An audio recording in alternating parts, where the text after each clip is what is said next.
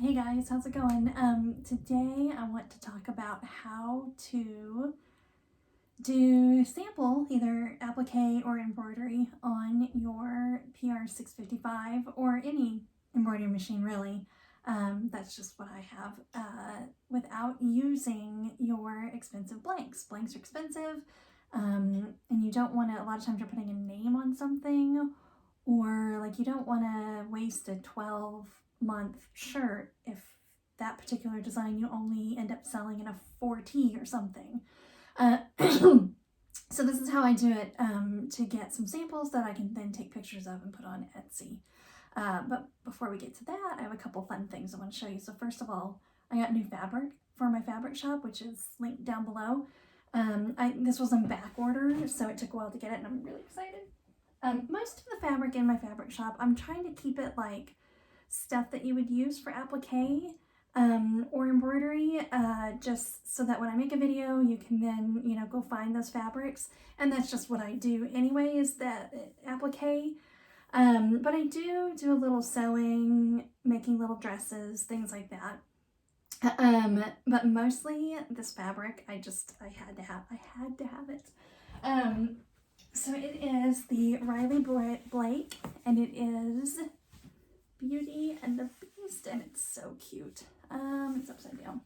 So this one, it's a cream base, and it's got all the sweet little kind of retro pictures of Beauty and the Beast. And then this one is these really beautiful roses. So I don't know, well, there's one more, hang on. This one wasn't on back order, but it goes with it. Is this one. So this one I would probably use for applique. As a matter of fact, I did. Let me show you. I have these really cute and squishy, soft cheetah print shirts. And so you can see that middle letter is that fleur, what is it? How do you say that? Fleur de lis fabric? Is that what it's called? Am I thinking of something else? Anyway, pretty fabric. The other two, I don't know, they were just so cute, I had to have them. And then the other fun thing I want to show you, speaking of blanks, we're talking about blanks today, I rearranged my blank collection here. I took all of those magazine boxes and put my blanks in there. That big shelf is actually a Murphy bed, and which is handy. It just takes up a lot of room. But I typically keep like cute things on there, but we're beyond cute things in this room. It needs to be functional. So I took those magazine boxes and put the blanks in there. I don't know if you can see the stickers. I made those stickers on my silhouette. Could not get, in the silhouette you're supposed to be able to do the print and cut. Couldn't get it to recognize the registration marks at all. Apparently that's a huge issue for a lot of people. I'm now one of them, so I ended up just cutting around the circles, but just printed it on sticker paper and then put them up there. So I'm excited about that. But anyway, okay, back to samples. So you buy your embroidery designs and you want to be able to show your customers what those look like, but you don't necessarily want to put it on an expensive blank. Now, you're going to think that you can do a mock-up like a lot of people do with the vinyl or sublimation, but you just can't. Again, you're going to think you can, and you're going to be like, I'm going to figure it out, because trust me, I did that, but you just can't. First of all, it doesn't look real. Second of all, you want your customers to know what your machine looks like when it stitches, because there is a lot of variety in machines, and you don't want to have it look one way and then you do it on your machine and it looks totally different. The other issue is that you want to do it anyway, because even if you buy from someone you really trust and it's a, highly rated store, the designs, you still don't know, and you just don't know how they're going to stitch out and what they're going to look like.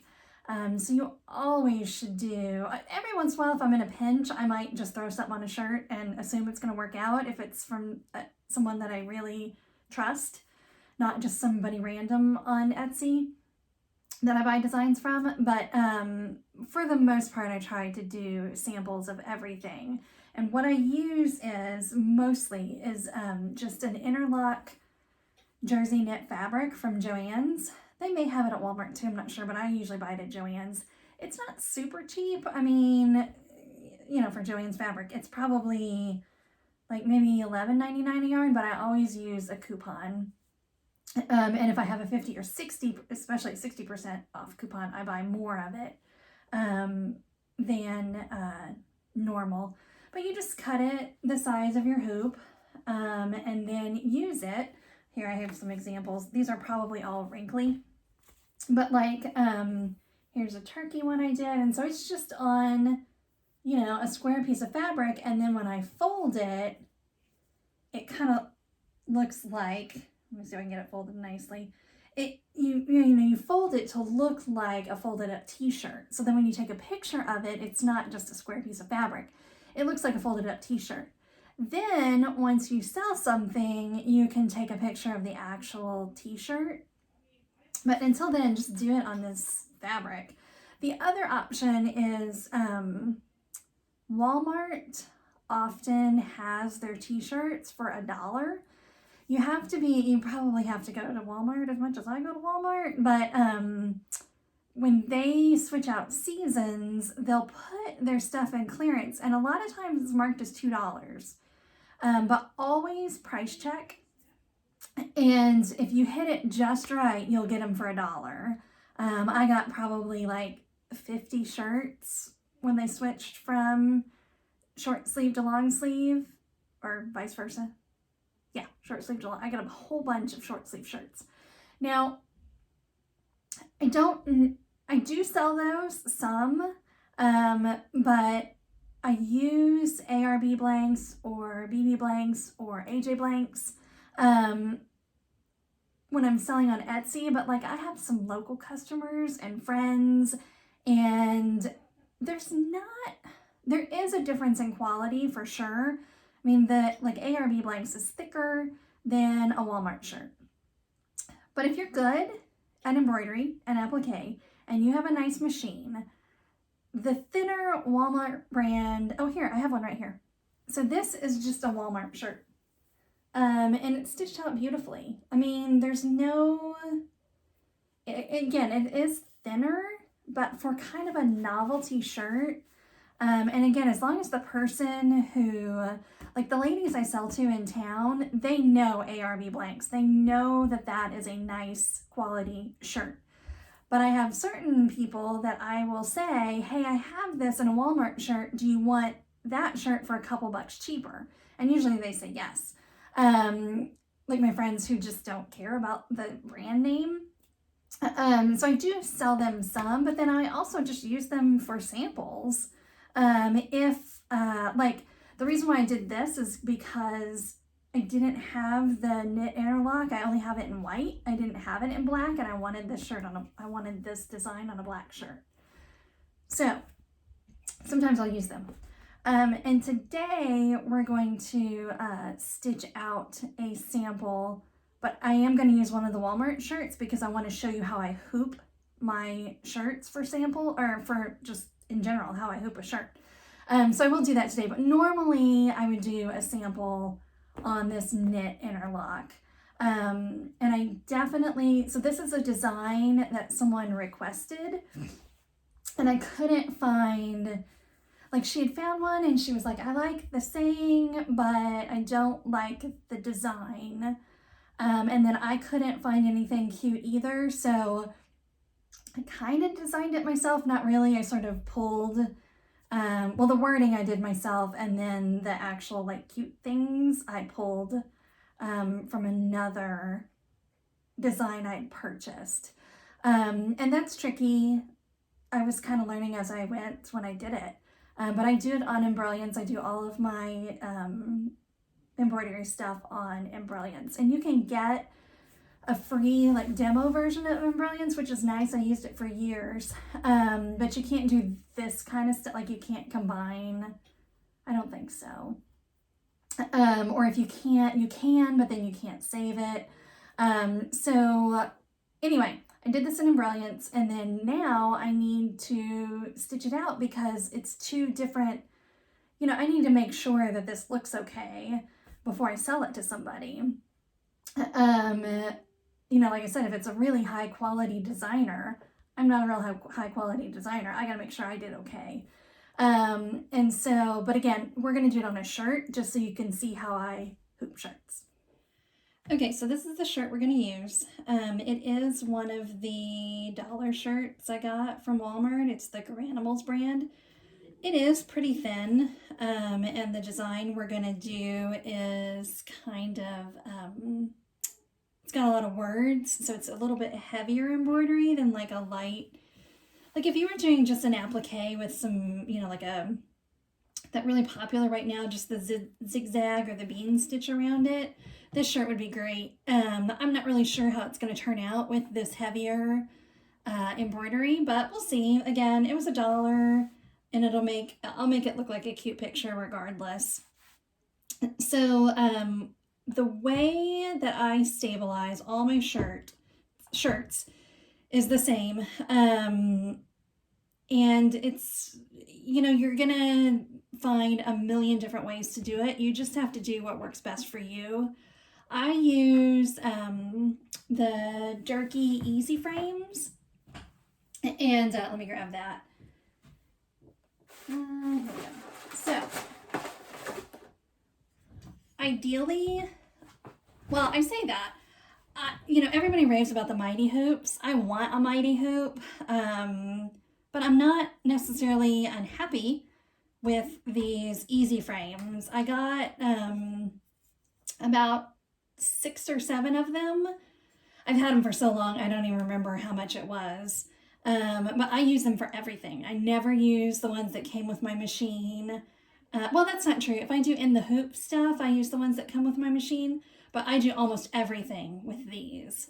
For shirts, everyone raves about the Mighty Hoop, and the Mighty Hoop would actually save me on stabilizer costs, because you're going to see in a minute I actually have to use, well, I don't have to. I like to use 2 different stabilizers for this. And with the Mighty Hoop, you would just need 1. So it would potentially be a cheaper option. Frankly, I don't sell enough at this point that it's, you know, that I have a huge cost of stabilizer. So what I do is I use, on the back of the shirt, I use this fusible, what's it called? It is fusible no-show mesh. I got it off of Amazon. I don't remember the brand. Probably World Widener, however you say that. I tend to like their stuff. They're kind of a trusted brand, but really you probably can't go wrong. So there's like a shiny side, I'm not sure if you can see it, shiny side that you put down on the shirt, and then you just iron it. You could heat press it if you have a heat press. Mine takes forever to heat up, so I just use an iron. And then also, why I don't like to heat press it is when you're done, some of these edges you're gonna have to pull up to cut it. And a heat press might secure it a little too much. Just do it enough to get it stuck on there a little bit.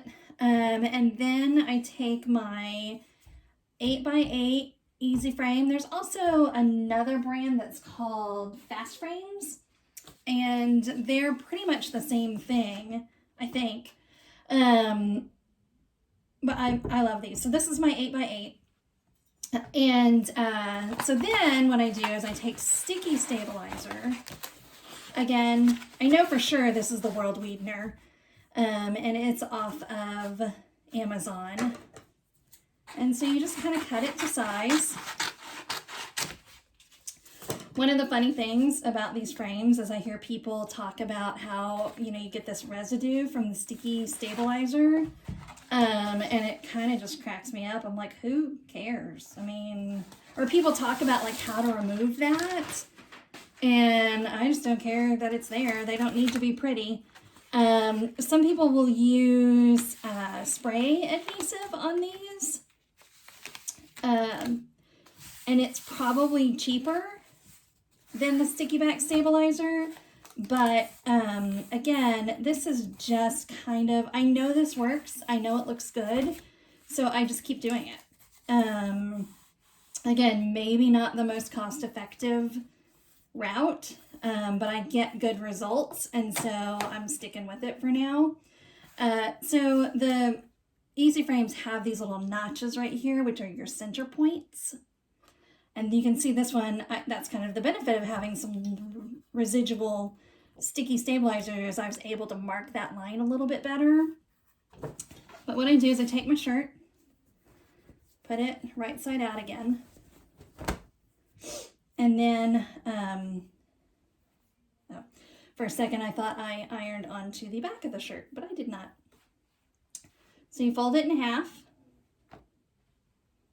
And again, you could do this with a heat press. My iron is set up right here. This is just a TV tray that I added batting and fabric to make a little iron, and it just lives, you know, right next to my machine.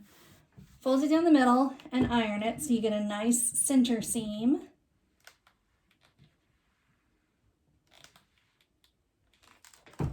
And then take your hoop. You want your shirt on this particular machine, and with these hoops, you're going to be sewing this upside down, just because your hoop goes on like this, like your screws are up here. So you don't want the top of your shirt here. You want the top of your shirt down here. So I slide it in and line up these lines with my center point. Now I think the general rule is you put the design an inch to an inch and a half below the neckline. It kind of depends. This particular design is pretty big, so I'll probably just come down an inch. So you can see, so another kind of trick, since this machine has a laser pointer on it, even if I'm not, so I kind of feel for my notch, that one's perfectly lined up with the notch. And that one's a little off. Let's scooch it just a smidge. But again, since it has the laser pointer, even if you're over just a hair from center, you'll know once you get it on the machine, because we're going to check that center line again. But I also kind of check my sides, like they look kind of even. I check the bottom, that looks even to the bottom. So I think we're good. We'll put it on the machine and get started over there. One thing I forgot while we're here at the ironing board is that this shirt does have applique on it. So when you're doing applique, you want to back, it's only 2 and they're little pieces of applique. But you want to back your fabric that you're using for applique with Heat and Bond Light. You have to, here's what it looks like. So it comes Heat and Bond Light. You can either, I think you can probably buy it in packages, or you can buy it off the bolt. Again, at both Joann's, Walmart's, wherever you get your fabric, and online. I think on Amazon sometimes it goes on sale by the bolt. But anyway, you cut a piece of it.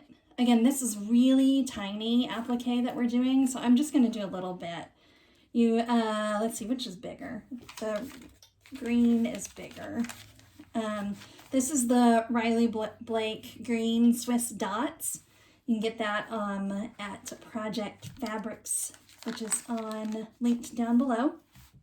So you put this sort of rough side down and the paper side up, and then you iron it on. I'm not gonna lie, I think you're supposed to iron the fabric side, but whatever. So we'll just cut that out. You You could do a much bigger piece if you know, like, okay, I'm going to need more of the, I mean, I only use this for applique, so I really should just do a big piece of it, but I don't. So we'll let that cool for a second. Same over here, we need a little red piece. Let's see if I can find the end here. Little red piece. Iron that on. You have to let it cool for just a couple minutes before you peel the backing off.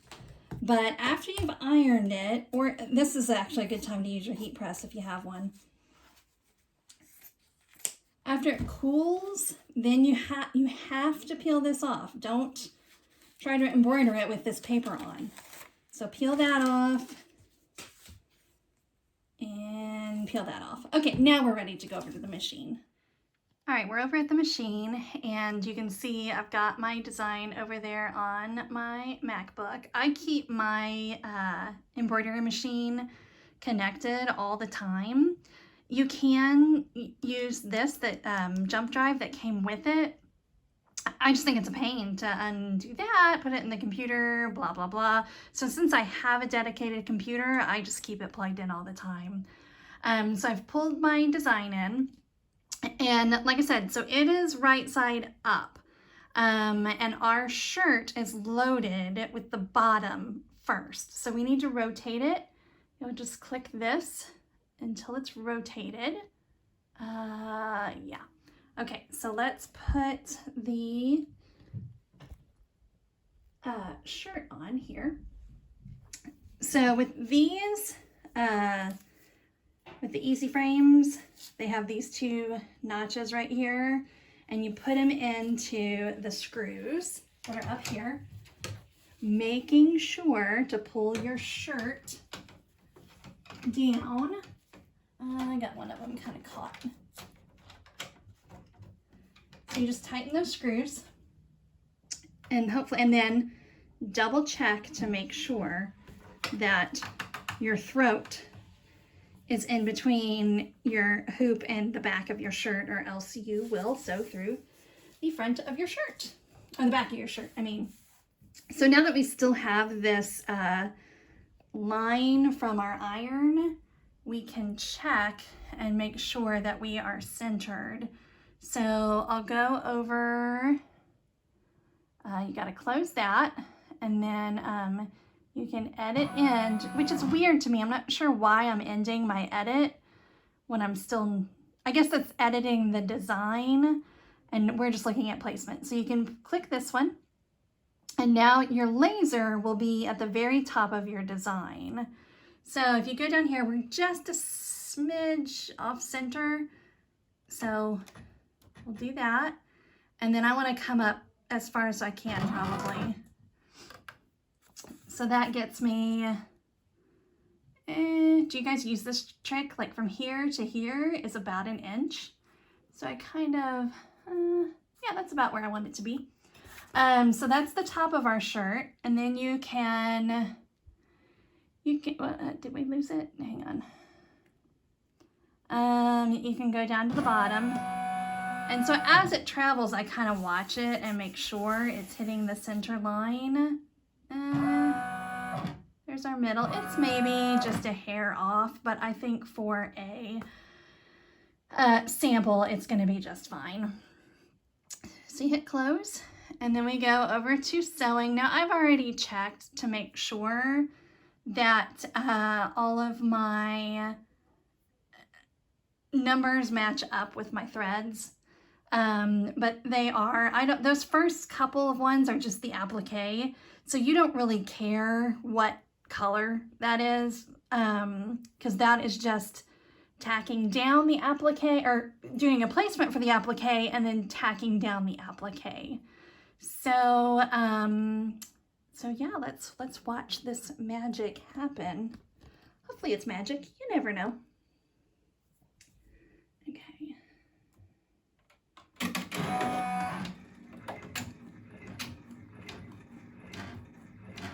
Oh. Okay, I already forgot to tell you something.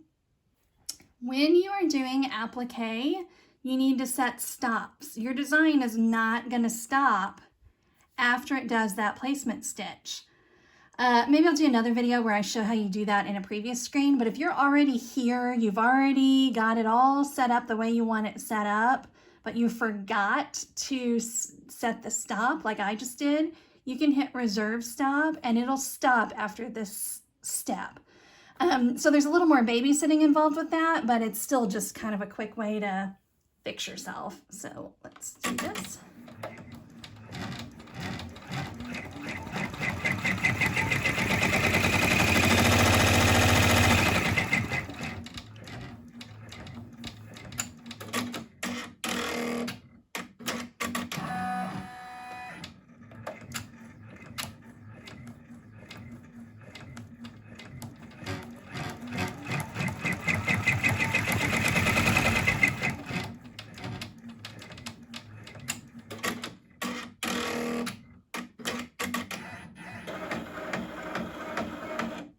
Okay, so see, it moves like it's going to do the next step, but it doesn't do the next step. So what I do is, let's see, my little hat is going to be red, and my Christmas tree is going to be green.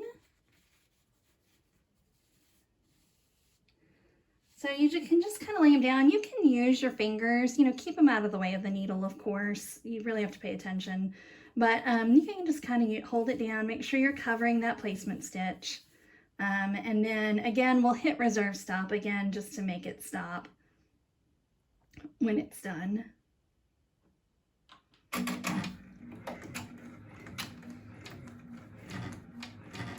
Okay, so you can see it did our little tack down stitches. We need to take this off and cut around here.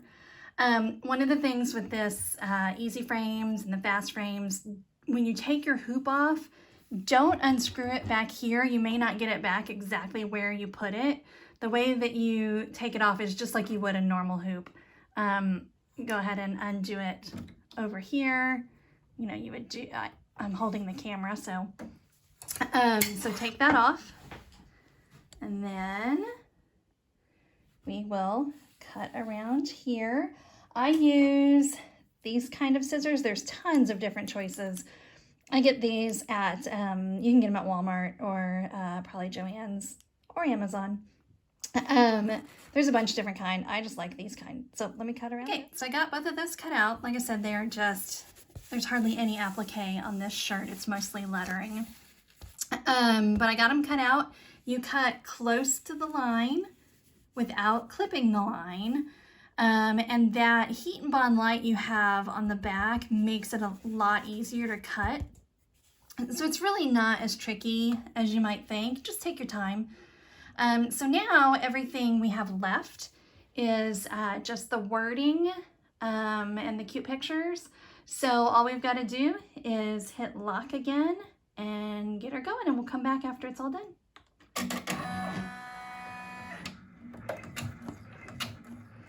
So I just took this off the machine, and it's a great example of why you should do a test stitch out first. On these last two lines, you can see there's a whole lot of bobbin showing. So either it's the font that I used, which is possible, but I actually think I probably have a thread caught. So I'm going to troubleshoot that tomorrow. I think this will still be okay for a picture, but I wouldn't sell this. Again, it's maybe hard to see on video, but there's a lot of white showing on these last two rows. It's a font I've used before, but I'm not sure that I've used this size. So I'll do a video tomorrow showing how I troubleshoot all of this.